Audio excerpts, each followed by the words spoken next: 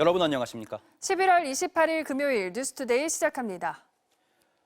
국민의힘 추경호 전 원내대표에 대한 체포 동의안이 국회를 통과했습니다.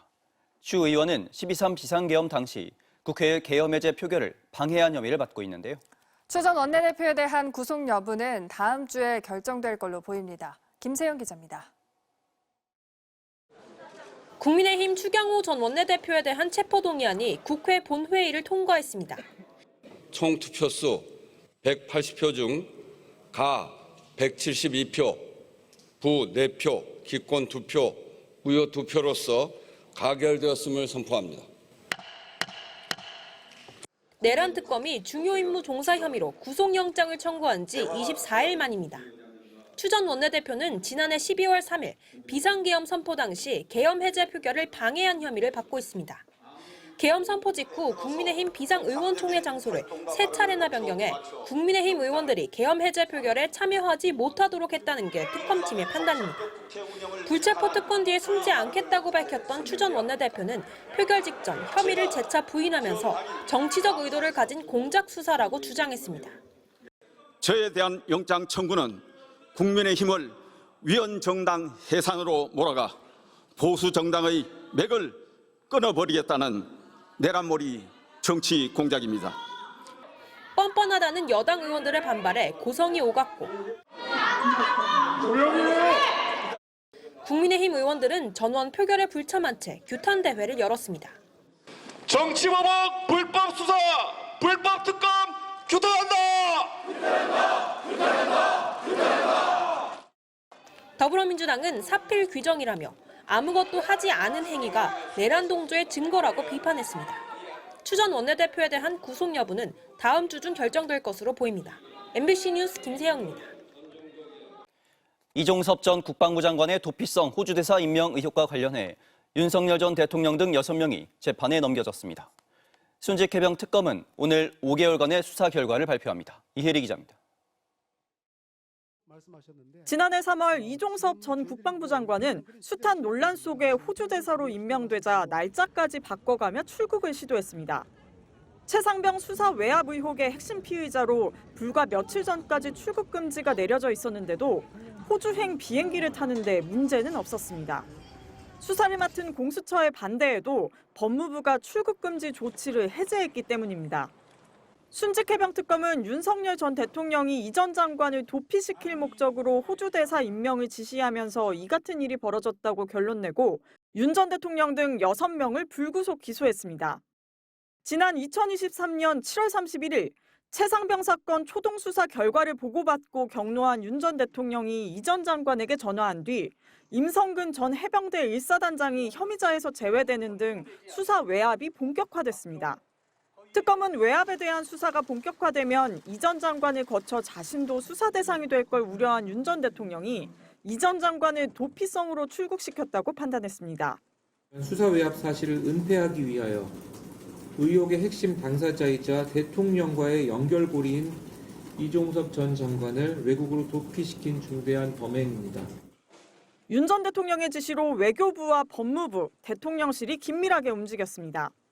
외교부는 이 전 장관에 대한 공관장 심사 결과서에 미리 적격으로 기재해놓고 위원들의 서명만 받았습니다. 법무부는 이 전 장관이 수사가 진행 중인 사실이 없다고 거짓 기재한 자기검증 질문서를 전혀 문제 삼지 않았습니다. 대통령실 공직기강 비서관실은 이 전 장관 검증 보고서에 부정적 문구들을 삭제하고 문제 없다고 기재했습니다. 이어 법무부 박성재 장관과 심우정 차관은 출국 금지 해제를 지시했습니다. 이 과정에 관여한 공무원들은 특검에 나와 출금 해제는 비상식적이었다고 공통적으로 진술했다고 합니다.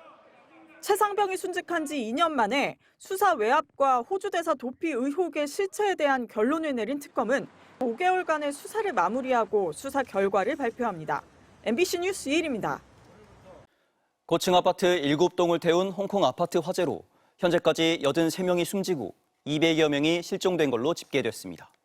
외벽 보수를 위해 설치한 대나무 구조물이 참사 원인으로 지목되고 있습니다.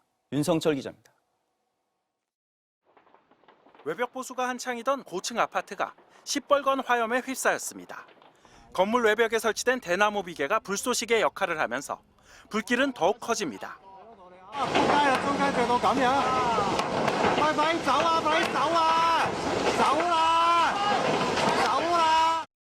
이천 가구 4,800여 명이 머물던 아파트 8개 동 중 7개 동은 결국 잿더미가 됐습니다. 고층부까지 사다리 차에 물줄기가 닿지 않아 27시간이 지나서야 가까스로 진화가 완료됐습니다. 현재까지 83명이 숨지고 76명이 다쳤는데 부상자 중 상당수는 위중한 상태입니다. 입주민 가운데 연락이 두절된 실종자도 200여 명에 달합니다. 상당수는 아파트 내부에서 미처 빠져나오지 못한 것으로 추정됩니다. 진화가 완료된 아파트 실내와 공용 공간에서는 사망자가 속속 확인되고 있습니다. We will conduct search and operation to the remaining 25 assistant calls, and at the same time, we will endeavor to effect forcible entry to all the units of the 7 blocks. 이번 화재는 176명이 숨진 1948년 홍콩 창고 화재 이후 77년 만에 발생한 최악의 화재 참사입니다. 현지 언론들은 아파트 외벽 보수를 위해 설치한 대나무 비계와 안전망, 방수포 등 인화성 물질을 참사의 원인으로 꼽고 있습니다. 금속 비계를 쓰는 다른 나라와 달리 홍콩에서는 지금도 대나무 비계가 널리 쓰입니다. 警方喺凌晨拘捕咗3名男子，涉嫌誤殺。佢哋係負責屋苑大廈維修嘅工程公司負責人，目前仍被扣查。 시진핑 중국 국가주석은 피해 주민과 숨진 소방관 가족에게 위로를 보내고 화재 피해 최소화를 지시했습니다. 홍콩 정부는 각 피해 가정에게 1만 홍콩 달러, 우리 돈 약 188만 원의 긴급 지원금을 지급할 예정입니다. MBC 뉴스 윤성철입니다. 출근길 서울 기온이 영하권으로 떨어졌습니다. 바람까지 강하게 불어서 체감 온도는 더욱 낮게 느껴지는데요. 기상센터 연결해서 자세한 날씨 알아보겠습니다. 김가연 캐스터, 오늘 출근길 그리고 주말 날씨 어떻게 대비해야겠습니까? 네, 먼저 어제보다 따뜻한 복장 준비하셔야겠습니다. 밤사이 북쪽에서 찬 공기가 남하해서요. 짙은 파랑색으로 보이는 내륙 지방의 기온이 일제히 영하권으로 떨어졌습니다. 자동기계 관측값 기준 철원 임남면과 무주 설천봉은 체감 온도가 영하 15도 안팎까지 곤두박질하고 있고요. 서울도 영하 1도, 충북 제천도 체감 추위가 영하 4도에 달하고 있습니다. 낮 동안에도 예년 기온을 밑돌겠습니다. 주말에는 남서풍이 유입되면서 추위가 주춤하겠는데요. 내일 밤사이 경기 북부와 영서 북부에, 일요일 밤엔 서울을 포함한 수도권과 영서에 가끔 비가 지날 것으로 보입니다. 다음 주 12월 첫째 주엔 주 중반부터 강추위가 몰려오겠고요. 겨울 추위와 함께 곳곳에선 눈에 대한 대비도 잘해주셔야겠습니다. 지금까지 기상센터였습니다.